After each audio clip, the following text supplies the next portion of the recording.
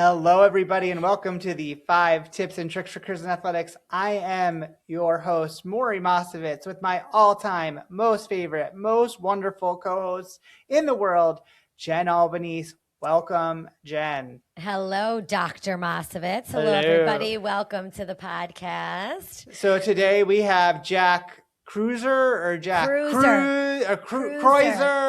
We're just gonna, I'm gonna take my shot when I do the intro with him. So we'll go from there.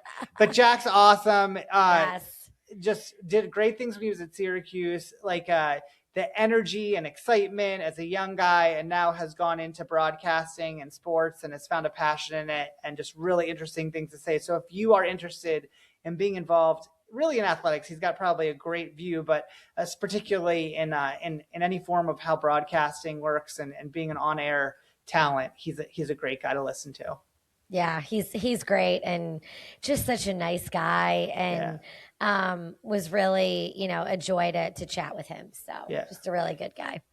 Awesome. So I've had a teeth issue recently. This is an ongoing thing because I was laughing when we first started because we always start like cheesing it up, and I'm like, oh, this is perfect for what you wanted to talk about today, Morey. Yeah. So Jen's mother was my dental hygienist for a very long time. She has since retired, so it's a little harder for me to get to the dentist, so I do. And so my new hygienist asked me what kind of toothpaste I was using. And one of the reasons I went to the dentist, made an appointment quicker, was because I felt like my teeth were getting brown. I know that that's very vain, but I kept saying to Liz, my wife, I think there's something wrong with my teeth. They didn't hurt.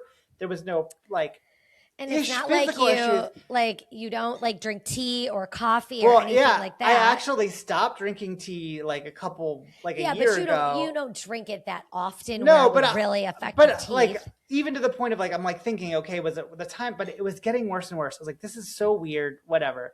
So I'm I'm just gonna get my teeth cleaned. Maybe they just need cleaning. I haven't done in a little while. Go to the hygienist. She sits down and she goes, "What type of toothpaste do you use?" I'm like, "Okay," and I tell her, Colgate? And she's like, Crest? She goes, what else do you use? I told her, she goes, "Is it a teeth whitening kind?" I go, I think we did buy it. I don't even know. Liz buys it. So I was like, yeah, I think it is a teeth whitening kind. She's like, 1 in 5 people, saliva puts out this whatever that counteracts with this new type of fluoride that they're putting into toothpaste. So there's sodium fluoride and another type of fluoride. This other one is the one that's the problem. And she's like, "You're one of the 1 in 5." So I'm like, of course wow, you are. That's of course great. You are, Morey. Of course you are, Morey. $4 tube of toothpaste is now destroying the way that my teeth look. So she's like, "I can fix it. We'll get it to her." She's like, "But if you don't stop using the toothpaste, you're going to have to come every 2 months to get your teeth cleaned." And I was like, ain't nobody got time for that. To not do that. So she cleaned them. They look really nice. I'm feeling much better about them, though I am still self-conscious. And I feel like now I've changed my toothpaste. I've let my sister know about this issue because Mandy is always very concerned about her teeth. So when she heard the story, she's like, "I need to know what the right stuff is, and I told her, and she's like, "No, I need you to take a picture of your toothpaste bottle and the ingredients and send it." So I texted that to her. So we are very seriously in. I have not had to have time to talk to Kitty, Jen's mother, about this issue. I was going to say, you definitely need to get Kitty's opinion on this for sure. I feel like I have strong feelings about it because it's just something that I really want to talk to her about. Does the new toothpaste taste like poop? No, it's fine. No, it tastes like the old toothpaste. It tastes like the toothpaste I used for 40 years before Liz changed it out. Honestly, I don't have big toothpaste requirements. I don't want to use the bubble gum stuff the kids, that's gross. Yeah. But if it's in a mint realm, I should be okay. Yeah, you should be fine. Well, I mean, we can do some comparison photos if people want to take a look at your teeth. I really don't want to do that. See that. That would make me extremely self-conscious. Yeah, okay. Then you just got to talk to Kitty and see what she thinks. Maybe she's listening and she has an opinion. So I'm sure she'll let you know, Morey. And I'm sure after this broadcast, the people that listen to it are going to come up and start staring at my teeth, and I'm going to have a huge problem. And you're just going to walk around with your hand over your mouth. Whatever. It'll be great. Okay. It'll be fine. I'll just keep making them whiter, and then I'll just look crazy by the end. But it's fine. But with that, I love it. We're going to have a great time with Jack when we get back after these messages.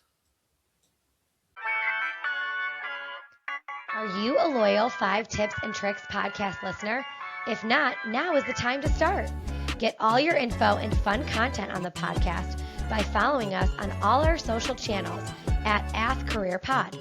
The 5 Tips and Tricks podcast is a part of Athletic Career Consulting. Make sure to reach out to us. The one-stop shop for everything is our website, www.athcareer.com. Remember, follow and like us on @AthCareerPod, rate and review us, and get all your info at www.athcareer.com. Okay, everybody, welcome back. Morey, would you like to introduce our guest today? From Dame Gay coverage at Syracuse University to play-by-play across basketball, volleyball, soccer, hockey, and softball, he built his voice in sport broadcasting from ground up. Through contracting broadcasts with ESPN+, he brought fans closer to the action and over 3 seasons becoming the radio voice of the University of Buffalo women's basketball, calling nearly 100 games while hosting pregame, halftime, postgame coverage along the way. His work grew to reach regional and national stages, including television play-by-play for the New York State Championship and solo TV play-by-play for the NAIA World Softball Series. He also helped establish sports coverage for Buffalo NPR, affiliates at Buffalo Toronto Public Media, hosting afternoon drive sports broadcasts and covering high school, college, and professional teams throughout the region. Now, as associate producer and host of Buffalo Toronto Public Radio, he leads weekly broadcasts, produces audio and video content, and serves as the voice of Friday Night Lights, radio and television's simulcasting coverage football and basketball. The voice behind the mic, Jack Kreuzer. Welcome, Jack. Oh, Jack. Thank you very much. Look at that intro, Jack. It's so good to see you. It is good to see you.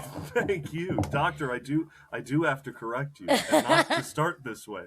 But when I auditioned for colleges, because I went for music, so I auditioned in New York City for this beautiful city school, City College of New York, and I auditioned for the classical department there.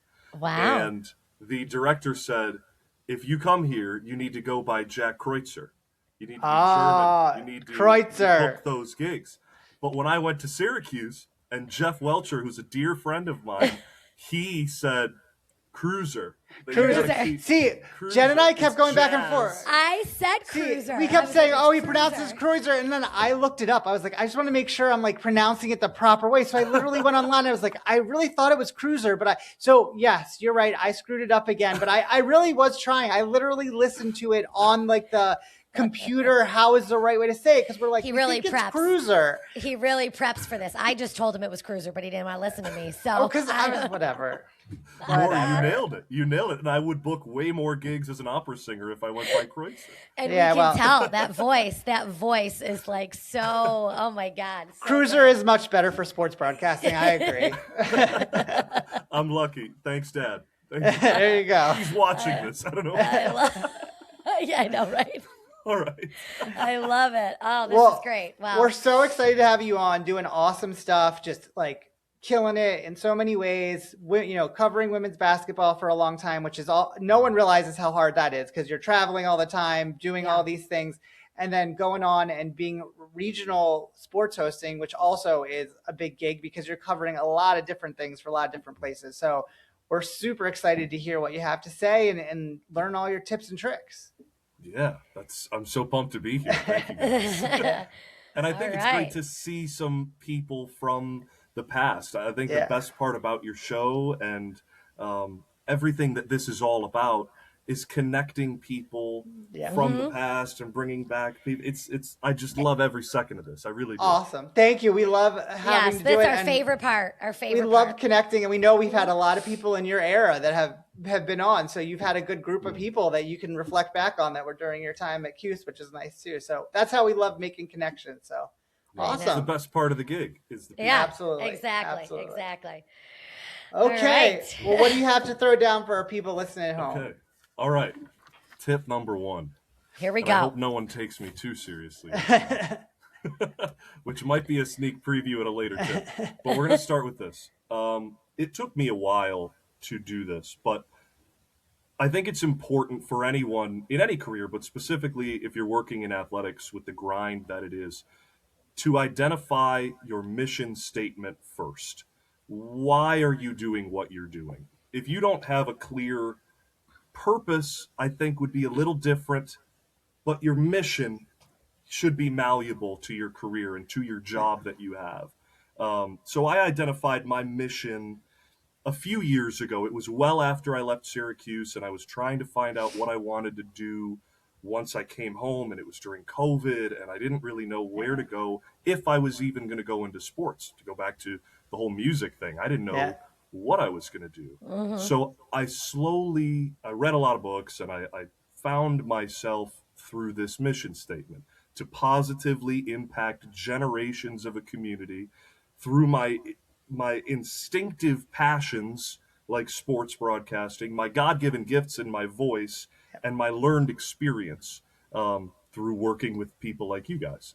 So I've been able to use that mission statement to be my North Star and guide me to every job that I've had along the way, that Morey so beautifully read out on my resume. But I'm lucky to have been put in those positions with such great people who have helped me find that mission statement at such a young age. So I'm lucky in that respect.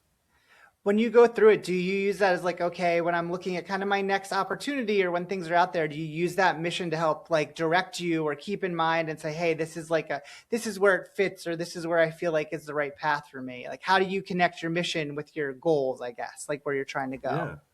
Yeah, without a doubt. I think if you don't ask yourself that question, does this align with my mission when approaching an opportunity, whether it's to leave a place or go to another place? It could be as simple as, is eating this dinner going to align with my vision to blah, blah, blah. Yeah. If it doesn't, the only person you're lying to is yourself. Right. So if you constantly choose yourself and to follow that mission that you've crafted so personally, then it will lead you to where you're supposed to go. That's my belief. Awesome.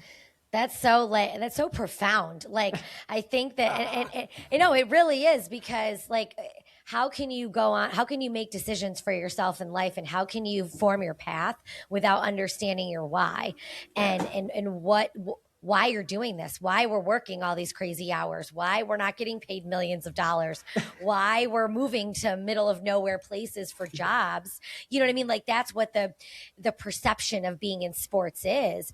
But if your why is that passion of like, I want to bring, joy to other people through my talents and through sport, like that's your answer. That's why you're moving to this place. That's why you're doing these things. That's why you're not making the big bucks, what they say. So I think that a lot of students, need to like think about that really internally and figure that out before they move forward. So I really love how you put that. And it's like I said, super profound, but very simple in its own right as well. So that's such a good way to start. I feel like awesome. I need to make sure I know my why. Gotta start writing it. Why are we at work so late? Yeah, exactly. It answers a lot of questions. And then I'll give it to my wife, and you can give it to your husband, and then we can explain why we're there. It's the same Perfect. thing. Perfect. And I think it's good to go back and refresh that mission statement. It may change over time. Your mission statement, Jen, from 20 years ago might be different now. Exactly. And same thing, Morey, you might have well, when I came to Syracuse, it was this. But now, through the job, I've realized it's this. And it can change your perspective entirely. 100%. My path has changed. What I've done has changed. Like, opportunities that come up, and I really evaluate, and I say, you know what, I think I need to reevaluate this and figure out if this makes sense for me. So no, it's 100%. It's awesome. Awesome start. Okay. Really good. All right. Flying high in the first one. Let's get to number two. Okay. If I may kind of caveat off of number one, we're going to kind of weave through here. It's the weave. You've got to allow yourself the time to find yourself. I didn't really know who I was or what I wanted to do, despite being in a life of sports media in high school and thinking that was my path. And then I went to school for music and thought that was where I was going to go. And then I leave during COVID and come back to Buffalo, and I had no idea where I was going to go. But in that time, meandering along the path is when I was able to find myself. But once I found myself and I had my mission, and opportunities started to pop up before my eyes because I saw it, right? You have to manifest it for it to come out. Yeah. Then, okay, this is my mission. I know I want to be in sports broadcasting. I need to deeply understand the fundamentals. That's number 2. You need to deeply understand the fundamentals. And again, I'm making this as broad as it can be for a career in athletics. I don't just want to speak on play-by-play, but that's what my passion is. I love the art of play-by-play. So it's, how about this? Props. It's reading this book. This is my Bible. This is my Torah. This is the art of sportscasting. So understanding everything that all of the legends have said, and what are the fundamentals of the job? Is it the description? Is it understanding TV versus radio? Is it a neutral call versus a bias call? Who is the audience? Understanding what is the time and score at all times being the most important, right? Something as simple as that. Something as simple as that. Yeah. But I think no matter what your job is in sports or in life, you've got to deeply understand that to your core so that you never have to think about it. Once you understand, this is where I want to be. And I think it will be really interesting too, because there might be some people that once they start deeply understanding it are like, I don't think I want to do this. This isn't for me. I mean, like, one of the things I don't think people realize about sport broadcasting is how much prep you all do. Like, I think people think you just come in and you go like call the game, and that is not at all what's happening. Like, you're coming in with a lot of research, a lot of discussions ahead of time, pages of information and things that are laying out and following a team and keeping the statistics, all these things that people don't realize that you have to do to be successful at what you're doing. And that could surprise someone that's like, oh, I thought I could just get in front of a mic and talk. And it's not even close. Like you have to do so many other things. You have to walk, chew gum, and dance all at the same time, which most people just don't, get those things. But that's part of it too. A lot of people, I feel like, have the same situation with my job, thinking, okay, like, oh, game management, or Jen laughs, like everyone thinks they can be a marketer, like I can just come in and tell you what giveaway to give away. But there's a lot to it that you might not know until you really research and dive in. Yeah, I think, and I say this all the time, just like you said, understanding the simple things. Because like someone will come and interview for, to come be an intern for me, or come work as a capstone in our office for the semester. And we'll be interviewing them and asking them questions, and they're not answering those questions because they have no idea what we do. So like, I'm sure, if in broadcasting, like, you could interview them and they're like, yeah, I can talk. I'm confident in myself. I have a good voice. I can, project. I can ingest information and then put it back out. Like that's just the tip of the iceberg.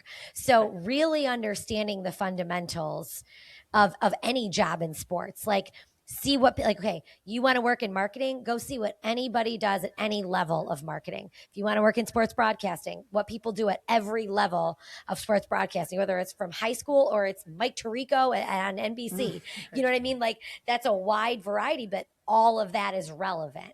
So that's so smart to say that, because I think people don't think about that. And they all stack on top of each other, right? What you may do at the high school level can help you at a D2 level and then a mid-major level, but you can't jump in right away and say, yeah, I'm going to direct NBC Sunday Night Football. Yeah, exactly. Well, wait a second. Have you done a high school broadcast? Have you done 200 high school broadcasts? Right. Make your mistakes. Do all that. Do people email you guys with ideas for promotional? All the time. The immediate head nod tells it all. All the time.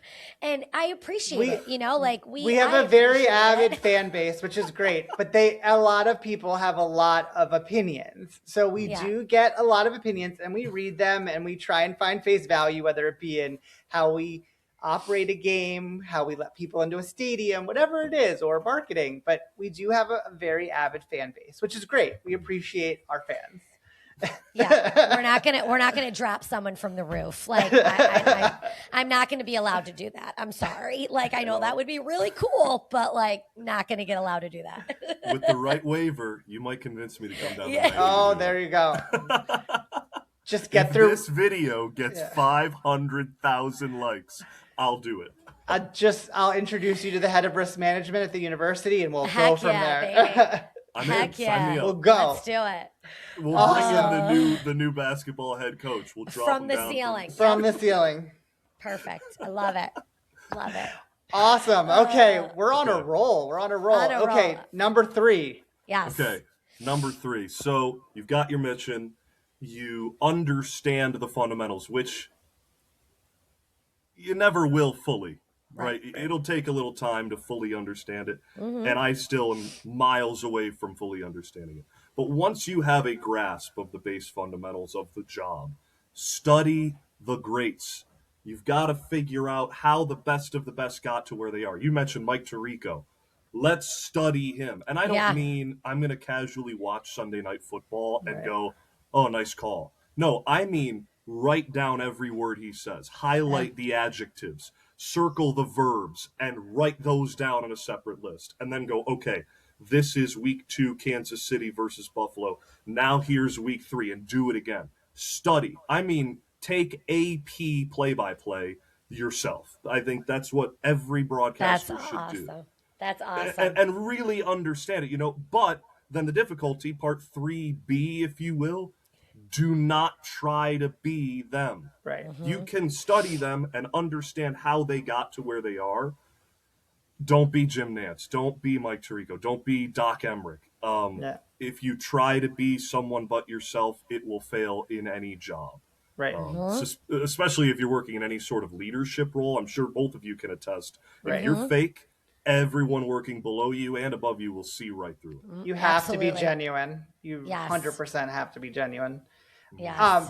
So talking about Mike Tirico, I was amazed by the fact that this gentleman went from calling, being on Olympic broadcasts to calling football game, the Super Bowl, to be that. If you want to do a study in a person in a week, he must have done 10 different things on different sports. I mean, he's even called and flew across the world on top of it. Let's not forget about that. Flew across the world, 20 hours or something? Yeah. In how many LA, time zones? Where was it? San Francisco. Milan?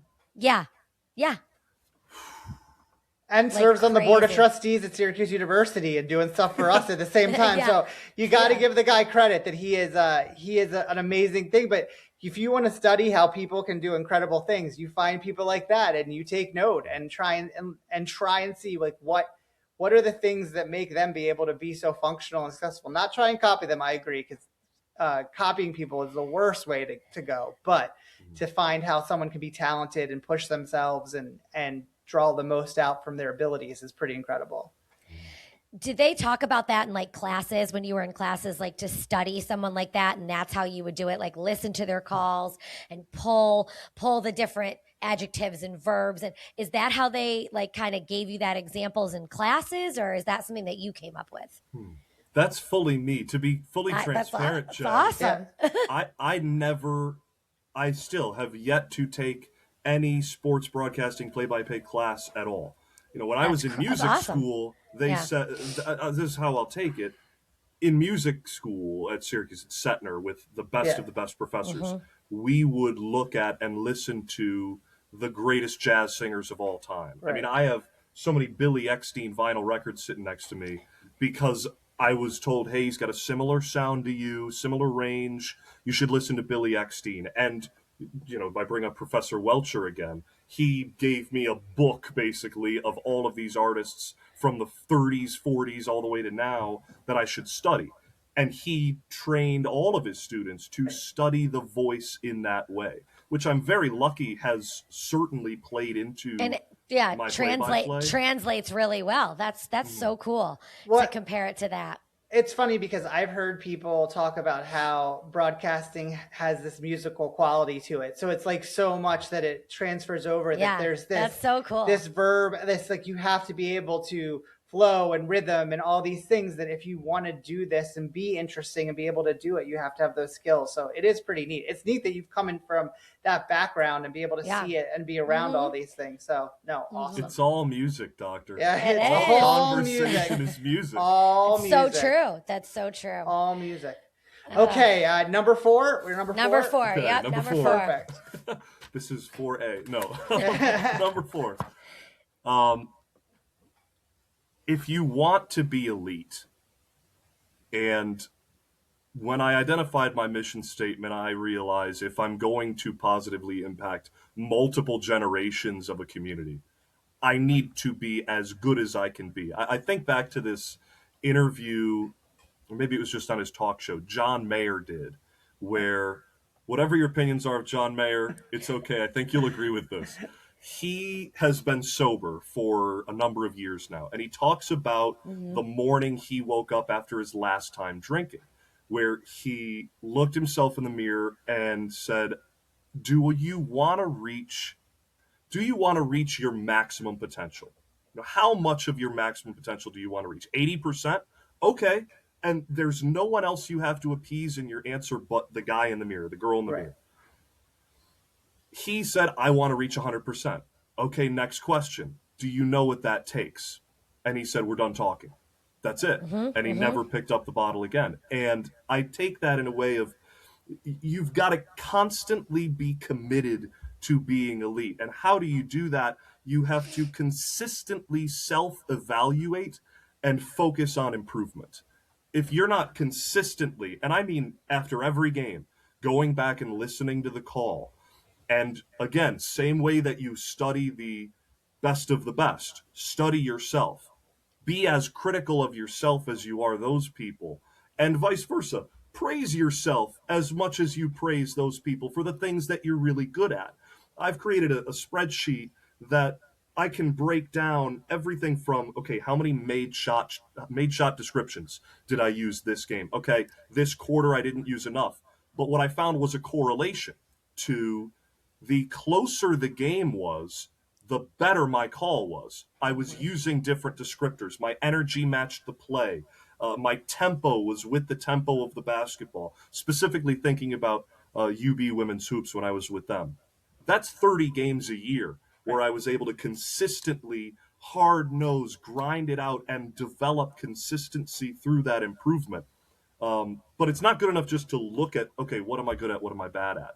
Then it's implementing the improvement, right? So the next game, I would bring an index card and I would write, here's the 3 things I want to focus on. Made shot descriptions during the first quarter. Okay, and then the second thing I want is include the environment more. Talk more about the crowd. Talk about things that aren't basketball. And the third thing, I'd always say, have fun with a smile. Yeah. If you're not doing that, then you're in it for the wrong reason. So, but I think you have to focus on specific things to improve in those areas. Absolutely. Self-evaluation is so important. And, the way you just described that is so in depth. And I think like in broadcasting that's required because you want to always improve. And like you said, if you want to be elite, but I think across any job in athletics or sports, whether it's, you're in D3 or you're at the Bills or you're at, at the highest level of the MLB, nobody's ever going to be perfect. There's always room for improvement.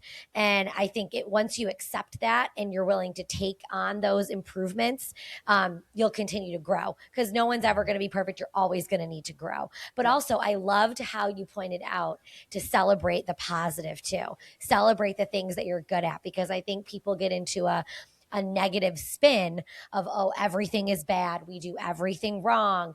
This doesn't sound good. Everybody gets into that. So it's important to celebrate the positive and build yourself up with the positive because you are doing good work. You are putting a lot of effort in. So I think that they go hand in hand. And if you don't do them hand in hand, it can be a negative result, I think. So that one's good.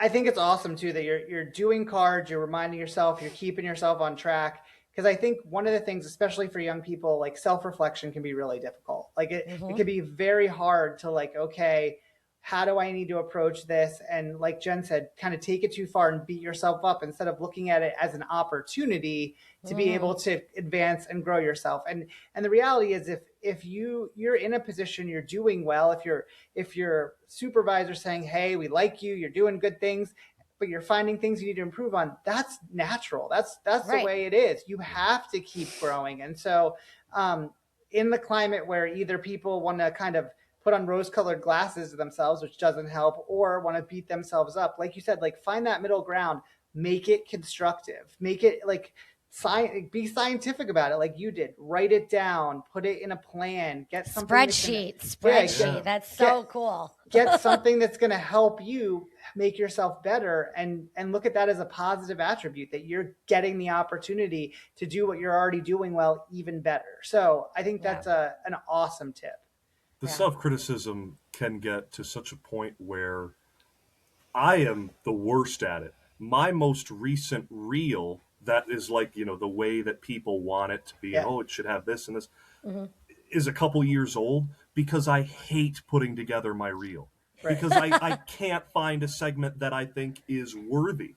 I need someone else to do it. I'll hire you to put it together, because I don't want to do it. So it's like, it gets to a point where you need to find the praise, but within that, I think recognizing that you are a work in progress is huge, because I don't want to put out this clip from 2 months ago, because it's not my best work. And even if it is my best work right now, I think I'm capable of better. So I don't want to be judged on that. I want to be judged on when I'm better. But if you're constantly getting better, you're never going to have it to send anymore. Right. So you it's just a hard struggle. You got to take the leap and don't be an Eeyore, be a Tigger. You got to, be that, positive thing, because it can get pretty down in the dumps there, because it does not always go to the right place. So that's awesome. Spoken like a father. I was just going to say, that's such a dad reference. Good job, Morey. The last lecture, if you've ever wanted to read a really interesting book about how to look at things, the last lecture is an awesome one for positivity and how to present yourself. It's a father who is actually, unfortunately, on his deathbed, and he's writing, and he's a professor, and he's writing to his children about like, what are the things that you should be. And I always remember, be a Tigger, not an Eeyore. Yeah. I love it. Awesome. Okay, Jen, last question. All right. So last one, Jack. What do you know now that you wish you knew then? So what do you know now at this point in your career that you wish you knew when you first started? Okay. Suspense. Yes. I just was told this, so I don't want to try to be hokey or anything. Like, I still don't know everything. There are plenty of things. If you ask me this in 2 years, I will say completely different tips. But I most recently came across this guy, PJ Cawley. Okay, he is a legend at Sweet Home High School. He won 2 state championships in Western Oregon in basketball and in baseball. Went on to run cross country at Cortland. Was an All-American there. But he's a Hall of Fame guy. He is the best dude you'll ever meet. And he went on to be an athletic director for 25 years. However, he just retired a few years ago. One of the best. He was New York State Athletic Director of the Year a couple years ago before his retirement. Point is, he's the best dude. And he, upon retiring from being an athletic director, decided, I want to be on the broadcast. So we get put together. I had never met him until the summer before our first game. And immediately I got it. He got it, and I could see it right away in him. We've called games together for 3 years since. I don't, if I can call a game with PJ, I don't want to call a game with anyone else. But he told me this advice very early on and consistently rams it into my head. And he says it all the time to any student athlete that we interview or anything. He'll bring this as his little nugget of advice. Take the high road in every situation and always give them a little more than what they're bargaining for. If you do those 2 things in every area of your life, every day, in every interaction, you're setting yourself up to be a pretty awesome person, well-respected, and successful. Yeah. In today's world of athletics, that is something that needs to be repeated over and over again. It's not easy to do either one of those things, but especially taking the high road sometimes that gets to be a challenge. But if you can really work at that and do that, that's going to set you apart from a lot of people. And it's something that's so needed. It's people that need to be able to show younger people it. It's people that are now going through all these different things with the pressures and all the things that are going on. Like if you can follow that's pretty impressive. But so bravo. Great tip. Oh my God, so good. I feel like this is like life advice. I love it too. Well, like need to go back and relook at my life. No, I'm just kidding. Just kidding. I think you guys are okay. But if I may, I bounce off of that. Meeting PJ and working with PJ has changed my life in a positive way. Talk about awesome. Positively impacting somebody. PJ has done that to me. But the way we began this call, it's meeting folks like you and having lifelong connections with people that positively make you a better person every time you interact with them. Yeah. If we can all be that person for someone else and for everyone we interact with, what a beautiful world we'd live in. Right. We're doing something right. We're doing something right, you know? Well, Jack, this was so good. Jack, thank you so much for doing this. Thank you for your time. We're going to look forward to seeing all the great things you're doing out in Buffalo and the greater area. So keep up the great work. Make sure you come back and visit Syracuse soon too. So, well, if I can get on a bungee cord and come off the carry your own roof. Yeah. Come on down. Stop by my office first and we'll get you strapped up. Awesome. Thank you so much, guys. Seriously. This was awesome. Yeah. Well, thank you, Jack. And thanks everybody for listening. Make sure you're following us on all our social channels at @AthCareerPod and listening on all the podcast platforms and rating, reviewing, liking, sharing, the whole 9 yards. And new episodes drop every Tuesday. So thanks everybody. Bye. If you like the 5 Tips and Tricks podcast, make sure to subscribe on your favorite podcast platform. You can rate and review us, including questions that may be answered on future episodes. The 5 Tips and Tricks podcast for careers in athletics is part of Athletic Career Consulting. Check us out at www.athcareer.com. Don't forget to follow and like us on your top social media platforms.